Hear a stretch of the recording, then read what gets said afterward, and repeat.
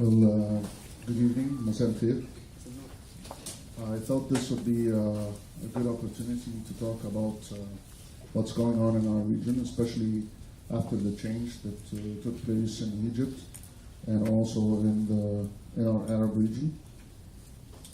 I'm very happy to be here in Concordia. I heard so much about how interested Concordia students are in Middle Eastern affairs. And after the brief presentation, I think I'll be very happy to hear from you and to hear some of your questions and your thoughts, which I'm sure will be incredibly insightful to us. I think when we talk about a peace treaty between Egypt and Israel, I just want to throw in some ideas that come to my mind. The positive side, of course, comes after the negative sides that are now in, how can I say, sometimes throw their kind of the existence of a few problems and actually severe problems at certain points. But I want to start in saying that the peace treaty is it shows that peace can be possible between long-standing enemies. Between Egypt and Israel, there were 4 wars. That it is possible to achieve peace on the formula of land for peace.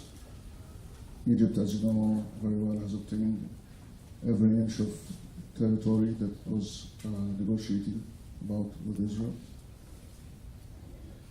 And that peace is in the interest of both parties. But of course, looking at the state of affairs today, we also realize it is a reminder that it does stand as a stark reminder that regional peace is still not at hand. So it's not that things have been actually settled yet. I think I want to talk a little bit also about the state of affairs before the change in Egypt. I think some had, when talking about ex-President Mubarak, they said that he was blamed basically for not broadening the peace, that keeping it to a pragmatic element of, let's say, maintaining an absence of conflict. And that except for selling natural gas, which is 40% of Israeli gas comes, as you know, from Egypt, there wasn't any actually interaction going on the commercial level, or even extended to a broader exchange of tourism or cultural liaisons, etc. Well, he basically thought that it wouldn't be popular with the Egyptian people. Having said that after the revolution in Egypt, now people think that Mubarak had really gone too far. That he had not just compromised, but he had over-compromised the situation. That he had gone against the will of the Egyptian people. So you see, you have actually 2 opinions of what was going on before the changes. I wanted to, regarding trade, as I said, according to figures in 2010, about the trade figure between Egypt and Israel is only $500 million. Sales of Egyptian natural gas to Israel accounts for more than half of this amount. Of course, Mubarak, among other things, was blamed for selling natural gas to Israel. What is happening today is that there is a fear. People talk about the peace treaty between Egypt and Israel, and they say that what seemed to be, I'm paraphrasing some thoughts that I heard, that what seemed like a cold peace is turning into a cold war, or can turn into a cold war. And there are many opinions about why peace has not been at hand and why it wasn't popular with Egyptian people. It's because Egyptians always thought of their peace treaty as part of a broader peace that leads to a unified approach to the Palestinian question. And as much as they saw that the mistakes and disunity of the Palestinian side did not really, and reluctance sometimes to move on, did not actually measure to the problem that existed, because what was seen as a reluctance from the Israeli side to relieve the plight of the Palestinians. Is there any positive side going on now after the changes? How do people feel? What was the reaction after the revolution? The official reaction of the SCAF, what we call the SCAF, the Supreme Council of the Egyptian Armed Forces, has been to announce from day one that Egypt is totally committed to its international and regional obligations, including the peace treaty between Egypt and Israel.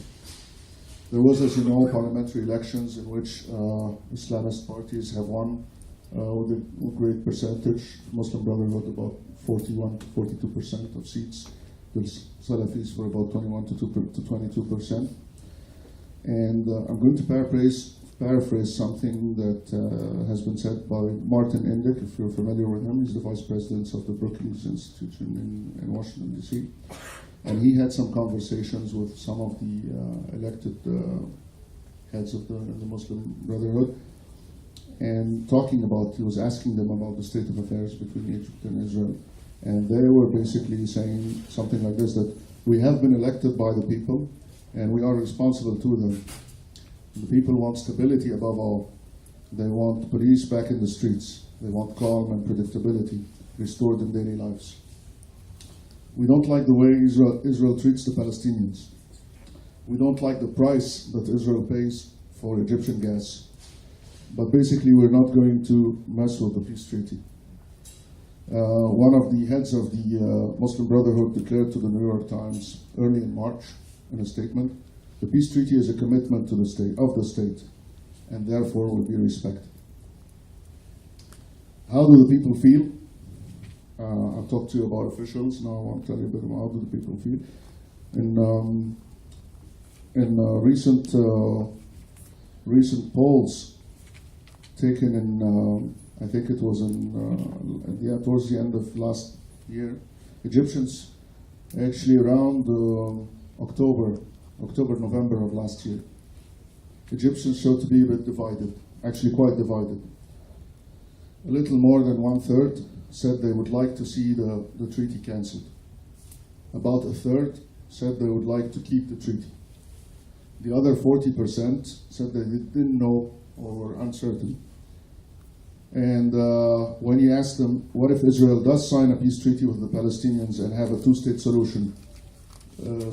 You have a number of those people who want to keep the peace treaty increase a little, but only to about 41 to 42%. Let me see what else I want to just throw a little bit of ideas, and then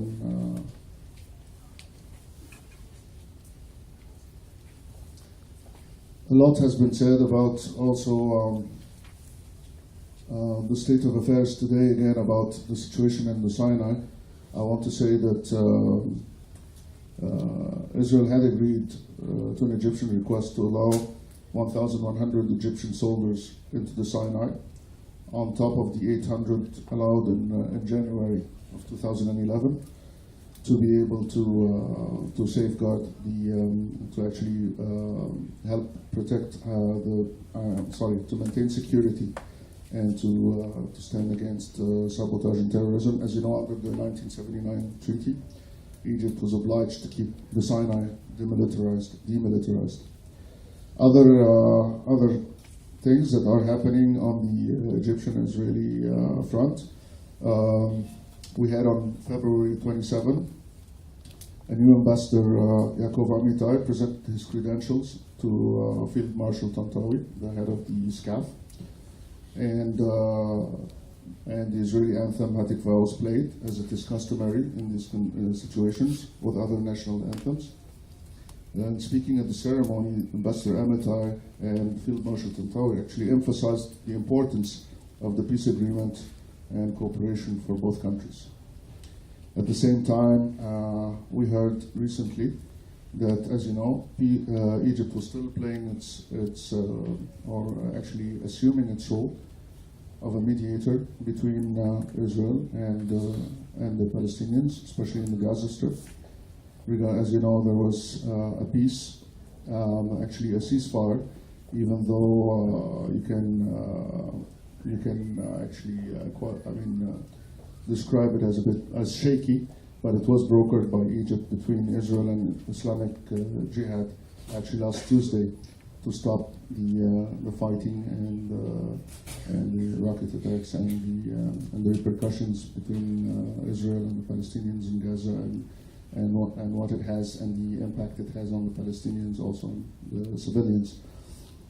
So I just wanted to throw in a bit of these ideas to you and say that as such, there is a good news, there is the bad news, and I think what we need, I think for Egypt, what needs to be done or what people would like to see, as they have always linked the peace between Egypt and Israel with a broader peace in the region. So I think what does the future hold, if you ask me, how things can ameliorate, can go ahead, will happen if actually there is a true breakthrough on the Israeli-Palestinian track that will allow the people of the region to feel that they can establish a long, just peace. And I think this will be the fulfillment of Egypt's dream to have seen its step towards peace with Israel, to become a cornerstone for peace in the region. And I think I'm going to stop right here. Thanks.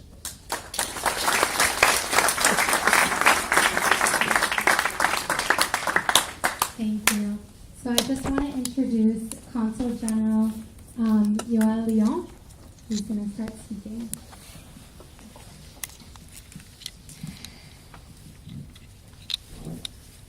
Thank you very much. So, good evening, Erev Tov, bonsoir. It's working. Consul General of Egypt, first of all, it's an honor to sit on the same table and to present here to the students of Concordia our views. Can you hear me? No. Okay, let's take the other one.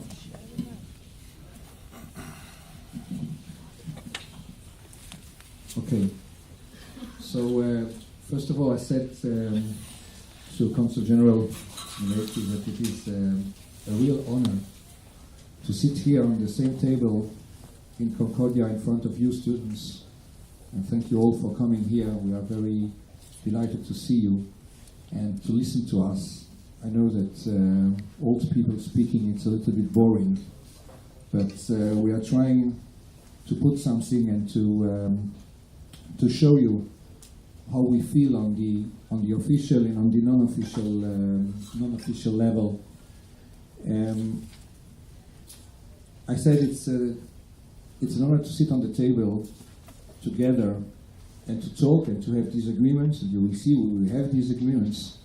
But the point is that we sit on a table and we talk about our disagreements. So we can yell one on the other and we can say we don't agree about something, but we won't take the arms or we won't go to violence in order to solve it.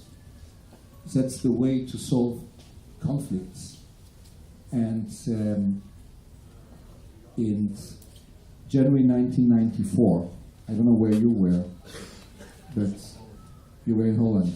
But on the 16th of January 1994, I was in Cairo as a cadet of the Israeli Ministry of Foreign Affairs, where the idea was to come to Cairo to the Ministry of Foreign Affairs and to meet with our counterparts, with our Egyptian counterparts, in order to build the peace not only on the treaty, on the paper, but also on something which is tangible. And it was very, very good, very important. And at the time, we were greeted by the Minister of Foreign Affairs of Egypt, and it was a very, very important thing, which continued for 2 or 3 years, and then it was stopped. And it wasn't stopped because of it's always the problems, and you know it as students. It wasn't stopped because of ideology. It was stopped because of budgets. It's too expensive. So that's always how things are falling down at the end of the day. But that's to show that if you want to build something, we have to begin on the people to people. And I'm sure that in the question, we will have questions about Israel and the Palestinians, and we will talk about it, and we'll talk about the expectation and the peace process. But I want to focus on what we have right now in Egypt, and to take almost the same points that my colleague took here. First of all, the point of the gas. I mean, in the last month, the 12th time, the gas pipeline was blown by terrorists, and no one knows who is doing the thing. And it's bad for both sides, because both sides are losing here something, if it's money or if it's gas. Now, in Israel, we discovered gas now. We will have gas for the 14 next years.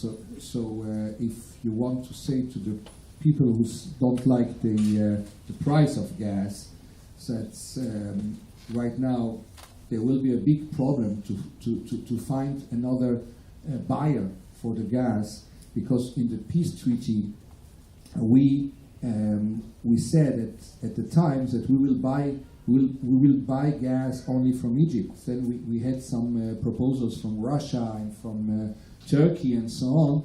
We never took it. We continued to do it with Egypt till we discovered now gas in our country, and I don't know how. I really don't know how it will continue now according to the treaties that we signed. So we have to see what will happen with this. The second point is it's the point of Sinai. We call it the far east, the wild far east. You had the far west, now it's the far east, and there is a huge problem of lack of I would say lack of governance in Sinai. We agreed to have more Egyptian military there in order to have law and order, but it's not only smuggling of everything. I mean, it's smuggling of everything. Whatever you can imagine, it is smuggled through Sinai, and then through the tunnels of Gaza, and then it comes in Israel. If it's, it's from cigarettes to rockets. I mean, really, you have the whole range. I mean, the normal smugglers who wish to make some money from smuggling something through the terrorist taking explosives. So that's the thing which is not good for both sides. And I know that Egypt is also trying to do something against it, but that's a big problem for Israel. That's a big problem that we see. We have also the problem that we don't have a real border between Egypt and Israel because we have the peace treaty. It's not like between Israel and Lebanon, where we have very expensive border with a lot of technology and patrols and so on and so forth. Because of the peace treaty, we don't have a normal border. We have, some kind of barber islands going around, and that's all. Because we trust the other side. But in August, the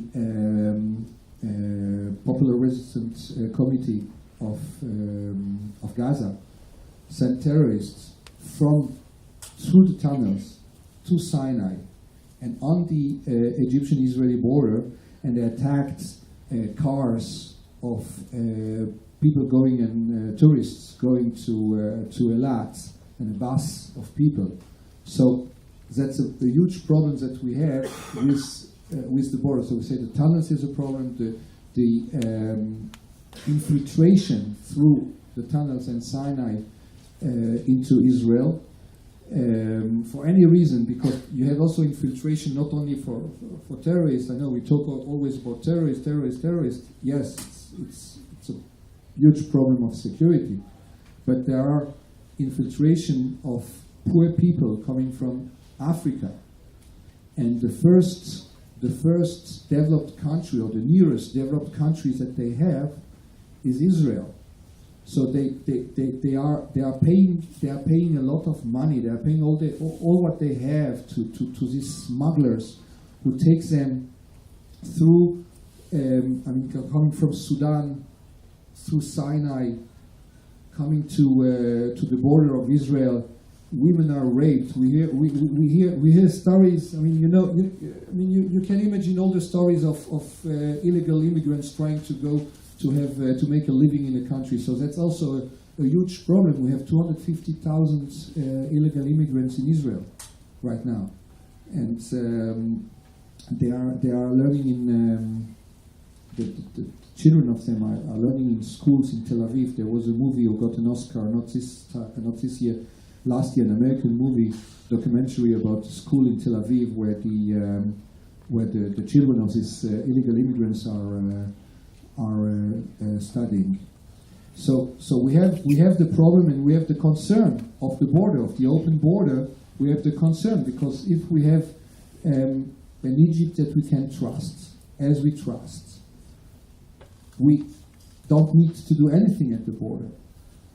But the questions that I'm throwing to you, my dear friend, can we still trust Egypt?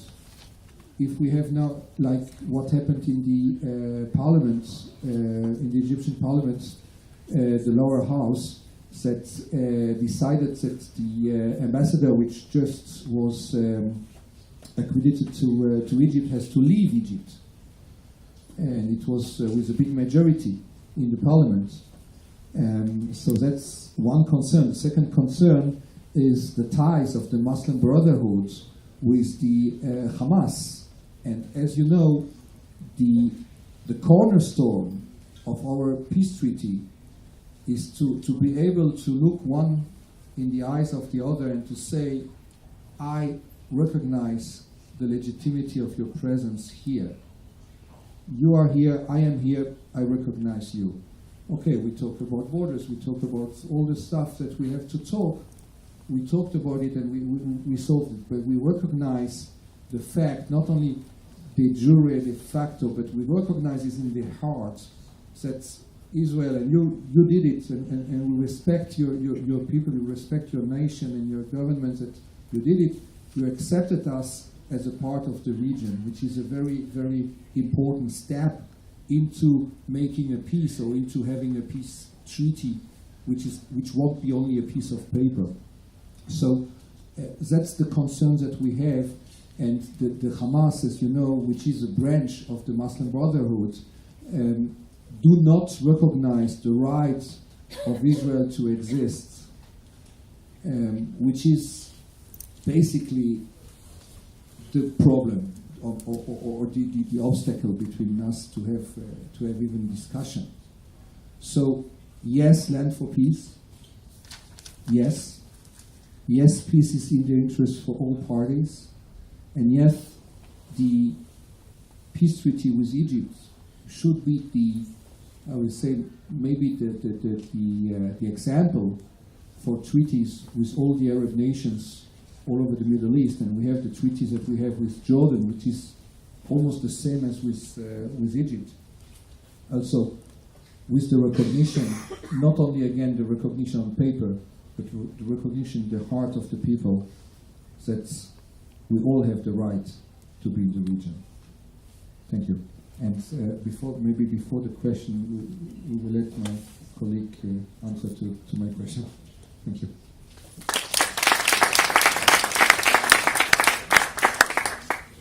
Well, as I said in the beginning, now after the revolution, we have a new Egypt, and the parliament and the government has to, of course, take into account the opinion of the man on the street and his direction into making its decisions. The situation is as such that a great deal of Egyptians, and thus reflecting in parliament, see the actual situation in Gaza, of course, as a situation that is not. They see it as an unequal situation, when the Palestinians are being punished also for matters that are out of their hands, and that they are being again subjected to a kind of a stressful and humiliating situation, and that's fueling the sentiments on the street. And I think that can be explained in the decision that was taken in Parliament. What does the new Parliament think about the peace treaty? As I said, they have made very important statements recently and for that they respect Egypt's obligations, regional and of course international.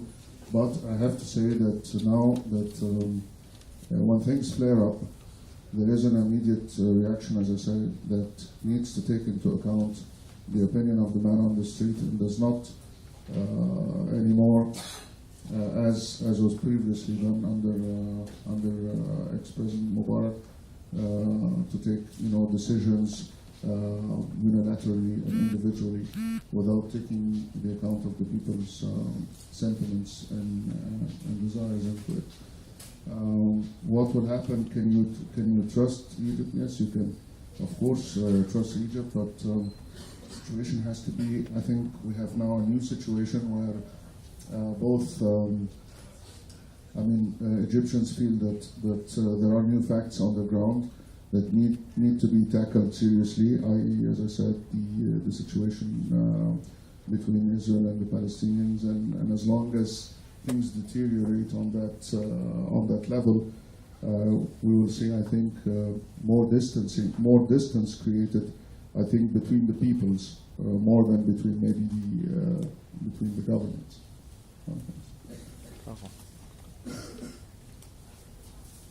Okay, so with that, we are just going to end the speaking part on behalf of the Consul General. So thank you both for sharing with us.